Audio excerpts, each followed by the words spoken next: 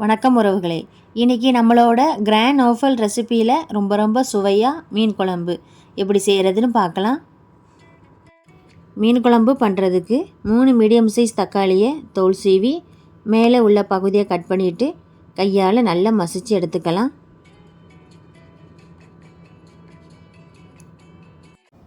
பாதி தேங்காயை நல்லா நைஸாக அரைச்சி திக்காக பால் எடுத்து வச்சுருக்கேன்.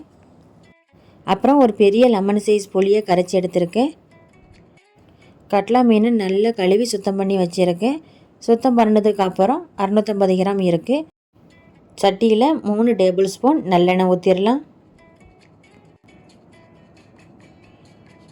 எண்ணெய் சூடானதும் 1/4 டீஸ்பூன் வெந்தயம் சேர்த்து பொரிய விட்டுறலாம்.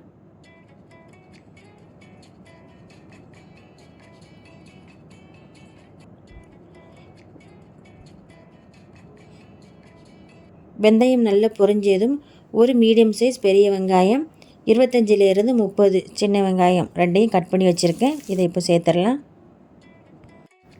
எண்ணெயில் நல்லா வதக்கி விட்டுறலாம். இது கூடவே 2 பச்சை மிளகாய், ஒரு கொத்து கருவேப்பிலை இலை சேர்த்துடலாம்.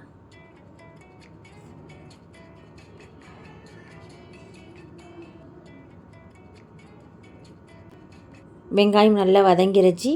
மசிச்சு வச்சுருந்த தக்காளியை சேர்த்து வதக்கிக்கலாம். தக்காளி சுருண்டு வர வரைக்கும் வதக்கிக்கலாம். 1/2 டேபிள் ஸ்பூன் மிளகாய் பொடி சேர்த்து கலந்து விட்டுறலாம்.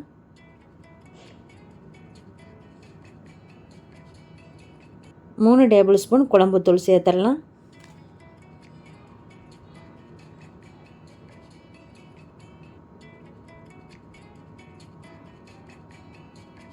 கரைச்சி வச்சுருந்த புளி தண்ணியை ஊற்றிடலாம். நம்மளோட சுவைக்கு தக்கன கல் உப்பு சேர்த்துடலாம்.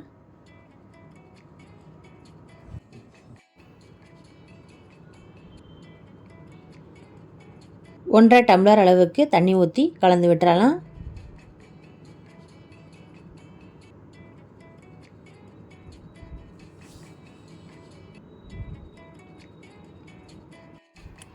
புளி தண்ணி மசாலாவோட பச்சை வாசனை போகிறதுக்கு மிதமான தீயில் 7 நிமிஷம் வேக விட்டுறலாம். குழம்பு நல்லா கொதிச்சதும் மீனையும் மாங்காவையும் சேர்த்துடலாம்.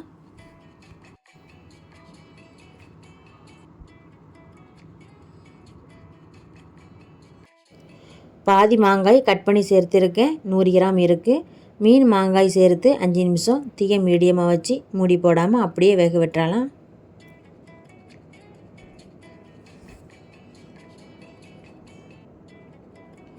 எண்ணெயெல்லாம் தெளிஞ்சு பிரிஞ்சு வந்துருச்சு. திக்காக எடுத்து வச்சுருந்த தேங்காய் பாலை ஊற்றிடலாம். ரொம்ப கரண்டியால் கலக்காமல் லைட்டாக கலந்து விட்டு 4 நிமிஷம் வேக வச்சிடலாம். மீன் மாங்காய் வெந்து மீன் குழம்பு சூப்பராக ரெடி ஆகிருச்சு. மல்லியிலை தூவி அடுப்பை ஆஃப் பண்ணிவிட்டு கரண்டி இல்லாமல் சட்டியோடு நல்லா கலந்து விட்டுறலாம்.